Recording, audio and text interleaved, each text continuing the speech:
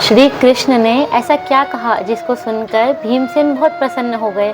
तो बात महाभारत के युद्ध के बाद की है, जब अपने बंधु बांधव, गुरुजन, मित्रों की मृत्यु के बाद पांडवों को राज्य तो मिला, पर मन बहुत विचलित था कि माधव, हमने भले ही धर्म की स्थापना के लिए परंतु अपने बंधु बांधव, गुरुजन, मित्रों का वध किया है, तो हम ऐसा क्या करें जिससे हमारे मन की ग्लानि दूर हो जाए। तब श्री कृष्ण पांडवों से कहते हैं कि पांडुपुत्रों, तुमने अधर्म का नाश किया है, ना कि अपने गुरु बांधवों का।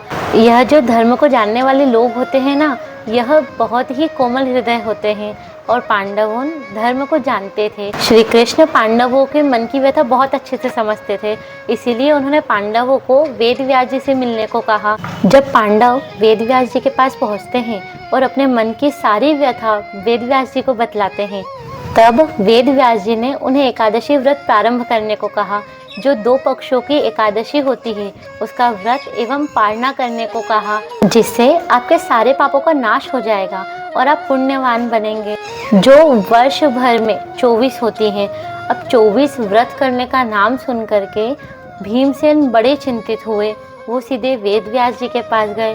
तब भीमसेन ने वेद व्यास जी से कहा कि ऋषि, आप तो जानते हैं कि मेरे अंदर व्रत नाम की अग्नि जलती रहती है, जिस कारण मेरा व्रत कर पाना बहुत कठिन होगा।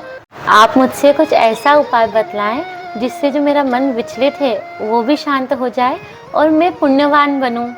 तब वेद व्यास जी ने भीमसेन से कहा, भीम, तुम श्री कृष्ण के बहुत प्रिय हो, इसीलिए मैं केवल तुमसे कहता हूँ। 24 एकादशियों में से 4 एकादशियाँ मुख्य हैं, जिनका व्रत करने से मनुष्य पुण्यवान होता है। वह 4 एकादशियाँ हैं: मोक्षदा एकादशी, देवशयनी एकादशी, देव उठनी एकादशी और निर्जला एकादशी। तुम यह 4 एकादशियों का व्रत करना प्रारंभ करो। परंतु भीमसेन के लिए यह 4 एकादशी करना भी बहुत कठिन था। तब महर्षि वेद व्यास जी ने उन्हें बतलाया कि 24 में से ये 4 एकादशियाँ सर्वश्रेष्ठ हैं और 4 में से एक एकादशी अति उत्तम है। वह है निर्जला एकादशी, जिसके व्रत करने मात्र से उन्हें 24 एकादशियों का फल मिलता है और मनुष्य पुण्यवान हो जाता है, अपने सारे पापों का नाश हो जाता है। जो फल 24 एकादशियाँ करने से मिल जाता है, वह फल निर्जला एकादशी करने से सहज ही प्राप्त हो जाता है।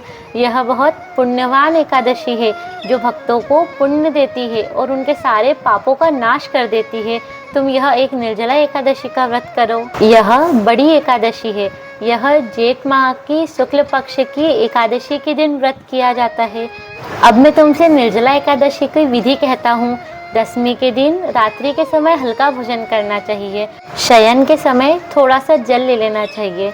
एकादशी के दिन प्रातः काल संकल्प लेना चाहिए निर्जला एकादशी का। एकादशी के दिन संकल्प लेने के बाद विष्णु भगवान का पूजन अर्चन करना चाहिए और त्रिकाल विष्णु सहस्रनाम का पाठ करना चाहिए और लगातार नाम स्मरण चलते रहना चाहिए। निर्जला एकादशी सभी को करनी चाहिए, क्योंकि जो हम साल भर में 23 एकादशियाँ करते हैं, उसमें हम कुछ ना कुछ त्रुटि, कुछ भूल चूक कर देते हैं। तो निर्जला एकादशी करने से हमसे जो भी भूल चूक होती है या फिर जो भी हमसे अनजाने में पाप होते हैं, उनका नाश हो जाता है। इसलिए हमें निर्जला एकादशी करनी चाहिए और नाम स्मरण को तो दिन भर हर श्वास में लेते रहना चाहिए। जिसे भी विष्णु सहस्रनाम नहीं आता है, वह उसका पाठ करें या सुन सकते हैं, दोनों का इक्वली महत्व है।